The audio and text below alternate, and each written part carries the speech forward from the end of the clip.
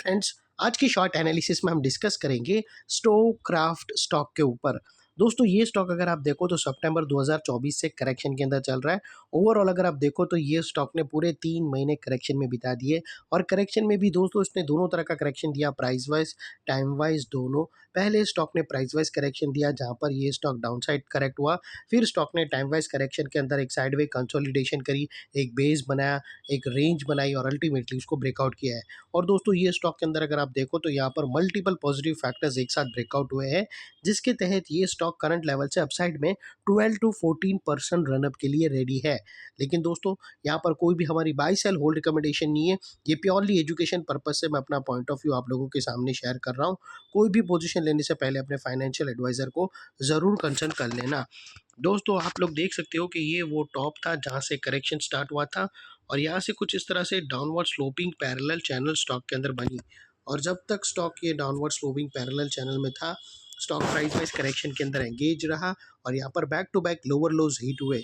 दोस्तों अगर आप देखो तो फर्स्ट लोअर लोज यहाँ हिट हुआ, सेकंड लोअर लोज यहाँ पर, थर्ड लोअर लोज और लास्ट लोअर लोज यहाँ ट्रिगर हुआ। और जैसे ही दोस्तों ये downward sloping parallel channel upside में ब्रेकआउट हुई, इसने मल्टीपल हायर हाइज को ब्रेक करके उसके अबाउ सस्टेन क्लोजिंग देकर कंफर्म कर दिया करेक्शन कंप्लीटेड।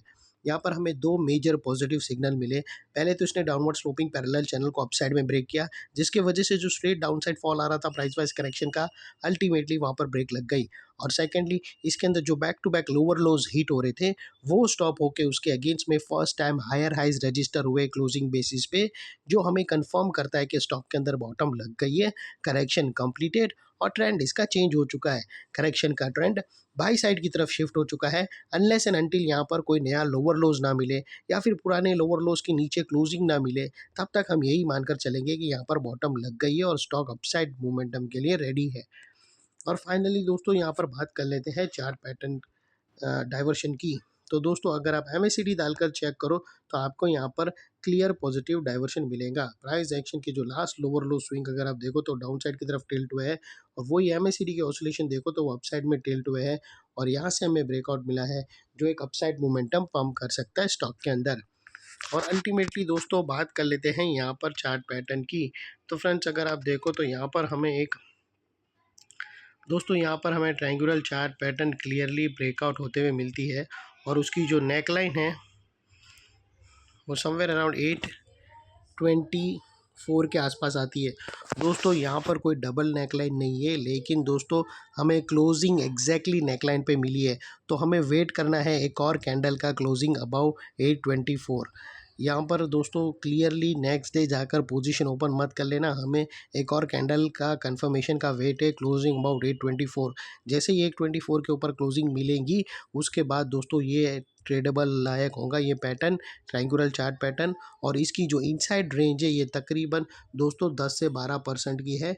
जैसे ही ये नेकलाइन के ऊपर सस्टेन क्लोजिंग देकर अपसाइड मोमेंटम स्टार्ट करेगा तो स्टॉक 10 to 12% तक रनअप देगा और वो लिहाज से दोस्तों स्टॉक का जो अगला टारगेट निकल कर आता है वो तकरीबन दोस्तों 940 के आसपास का आता है। 914 जो नेकलाइन से अगर आप कैलकुलेट करो तो विद इन 10 to 12% के रेंज में है। और दोस्तों यहाँ पर बीच में कुछ रेजिस्टेंस है जो ये स्टॉक फेस करेगा, जिसको हम ब्लू में कर देंगे। और दोस्तों बात कर लेते हैं यहाँ पर स्टॉप लॉस की। तो दोस्तों में एक्चुअल स्टॉप लॉस हम यहाँ पर कैलकुलेट नहीं कर सकते क्योंकि हमें एक और कैंडल का कंफर्मेशन का वेट है क्लोजिंग अबाउ नेकलाइन। उसके बाद दोस्तों फर्स्ट ब्रेकआउट कैंडल के लो के नीचे क्लोजिंग बेसिस पे आप स्टॉप लॉस रख सकते हो, या फिर नियरेस्ट लोअर स्विंग के नीचे क्लोजिंग बेसिस पे, या फिर ATR की भी हेल्प ले सकते हो। जो भी स्टॉप लॉस रखो दोस्तों इतना मेक श्योर करना कि आपका risk to reward ratio at least 1:2 या मिनिमम 1:1.5 रहना चाहिए। और फाइनली दोस्तों नेकलाइन के पास का ये एरिया बहुत ही इंपॉर्टेंट एरिया बनकर खड़ा है, क्योंकि अगर आप देखो तो मल्टीपल पॉजिटिव फैक्टर्स यहाँ पर एक्शन में आते हुए मिले। दोस्तों यही एरिया पे हमने डाउनवर्ड स्लोपिंग पैरेलल चैनल को अपसाइड में ब्रेकआउट होते देखे, यही एरिया पे लोअर लोज हमें हायर हाइज में शिफ्ट होते हुए मिला है। यहाँ पर ही दोस्तों हमें पॉजिटिव क्लियर डाइवर्शन MACD के थ्रू मिला और यहाँ पर ही दोस्तों एक राउंडिंग, एक ट्रायंगुलर चार्ट पैटर्न मिली, लेकिन दोस्तों एक कंफर्म ब्रेकआउट का वेट है। उसके बाद दोस्तों ये एरिया जो अभी तक एक रेजिस्टेंस है, फिर ये एरिया एक स्ट्रॉन्ग सपोर्ट बनकर खड़ा रहेगा और इतने बड़े स्ट्रॉन्ग सपोर्ट के नीचे क्लोजिंग बेसिस पे आप लोगों का स्टॉप लॉस रहना चाहिए, जो आसानी से हिट ना हो। और बाय एनी चांस अगर क्लोजिंग बेसिस पे हिट हो जाता है तो दोस्तों नो इफ नो बट सीधा स्टॉप लॉस देकर ट्रेड को वाइंड अप कर देना। ये थी हमारी शॉर्ट एंड स्वीट एनालिसिस। अच्छी लगे तो प्लीज़ चैनल को लाइक शेयर सब्सक्राइब ज़रूर करना। Thank you. जय हिंद।